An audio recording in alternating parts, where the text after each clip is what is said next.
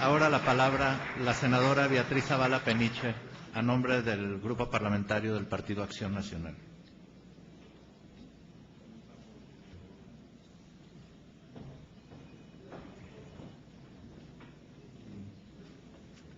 Con el permiso de la Asamblea, señoras y señores senadores, hasta la fecha son múltiples los puntos de vista que ven al movimiento estudiantil de 1968 como el centro de la historia política reciente del país. Pero por un lado, la versión oficial del sistema gobierno de entonces ha insistido en que fue solo un exceso, un desvío del poder legítimo que no volverá a repetirse, mientras los defensores del movimiento aseguran por su parte que todas las conquistas democráticas de la sociedad mexicana derivan de él. Hace más de 20 años, Gabriel Said respondió a estas formas de pensar cuando escribió que no sanaremos de Tlatelolco mientras creamos que todo fue una pesadilla, que afortunadamente ya pasó, mientras creamos que la represión y el homicidio son una mancha borrada nada más de los otros. A 40 años del movimiento estudiantil popular de 1968 y de los trágicos acontecimientos del 2 de octubre,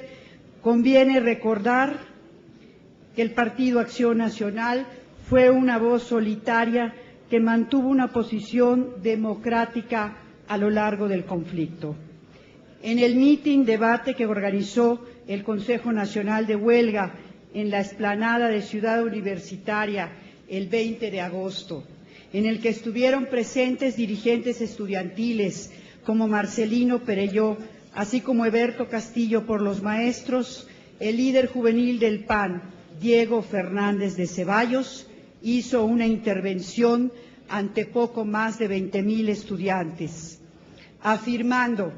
que el fundador del Partido Acción Nacional, el licenciado Manuel Gómez Morín, cuando fue rector de esta universidad, conquistó con el estudiantado su autonomía contra la actitud totalitaria y absurda del régimen antinacional, y no ha de ser mi partido quien ponga en riesgo esa autonomía. Nosotros consideramos que el problema estudiantil no es más que la consecuencia irremediable de nuestra situación política. Un gobierno faccioso y simulador, repudiado por todo el pueblo. En México, la Constitución no es más que tema de mitin. La democracia, palabra vacía. La única ley, el capricho de una mafia. El pueblo de México ya no puede ser engañado con desplantes de mano tendida.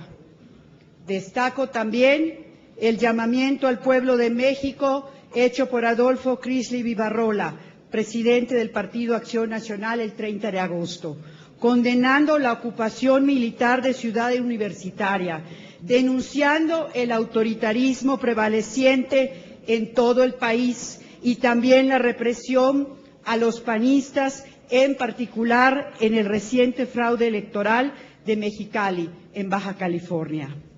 Por otra parte, el diputado panista Rafael Preciado Hernández respaldó al movimiento estudiantil en tribuna al afirmar que tenemos el deber ahora de fortalecer la conciencia de los estudiantes universitarios para con su alma mater, por asegurar la autenticidad en la representación de los líderes estudiantiles y porque los universitarios levanten la bandera de una auténtica reforma universitaria.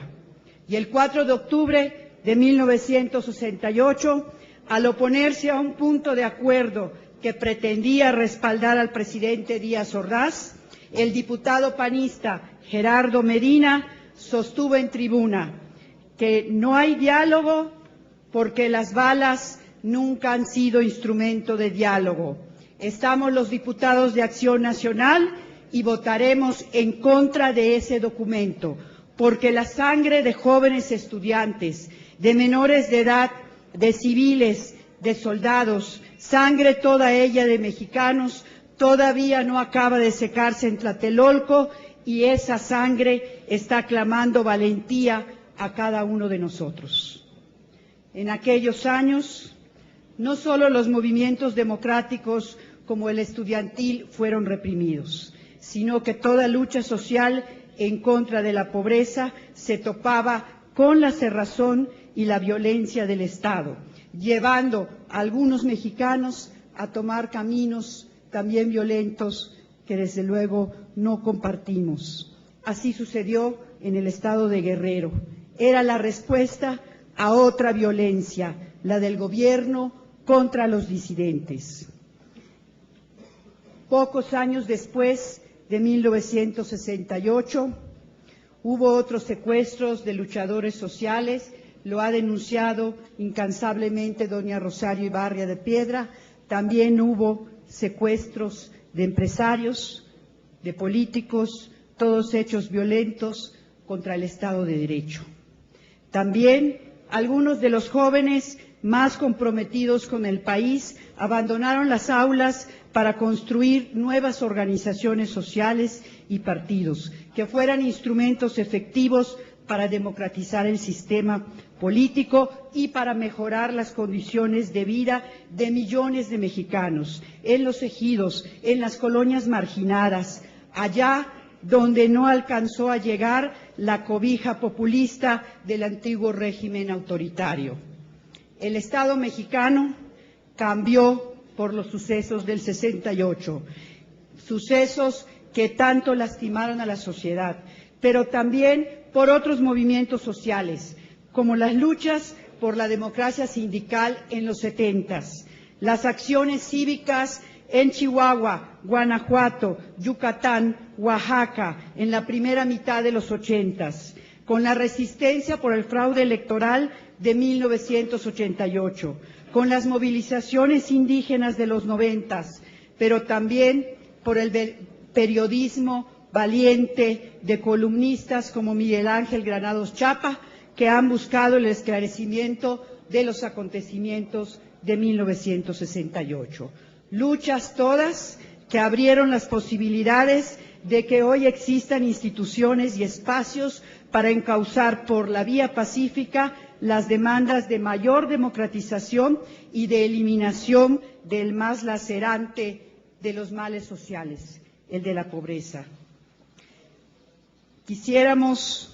que los jóvenes de hoy rescataran el sentido crítico, la defensa del derecho a disentir de los estudiantes de 1968, sus afanes democratizadores, para que con su energía y creatividad dieran un nuevo impulso a los cambios que demanda nuestro país. Creemos que el mejor homenaje que podemos hacer a los mexicanos que lucharon en 1968 es perfeccionar nuestro sistema democrático, avanzar siempre hacia un Estado de Derecho, pero con equidad y justicia, construyendo los controles necesarios para desterrar cualquier tentación autoritaria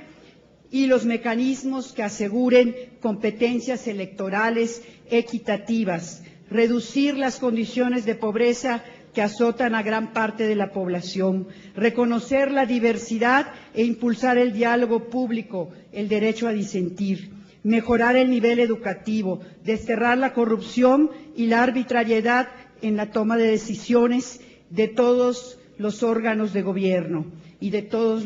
los poderes del Estado, reformar la estructura y el funcionamiento de los cuerpos de seguridad para volverlos cada día más eficientes, fortalecer la protección de los derechos humanos y alentar un adecuado equilibrio entre la libertad individual y la responsabilidad social. Hoy, de cara a los millones de mexicanos que viven en condiciones de pobreza, hecho que por sí mismo limita su posibilidad de participación democrática, y frente a las organizaciones criminales que han declarado la guerra al Estado de Derecho, debemos hacer de la unidad contra la pobreza y la delincuencia un dique social que impida muertes y violencia sobre ciudadanos indefensos, como ocurrió en el 68. De esta manera, consideramos que el Senado de la República debe conmemorar la gesta estudiantil popular de 1968,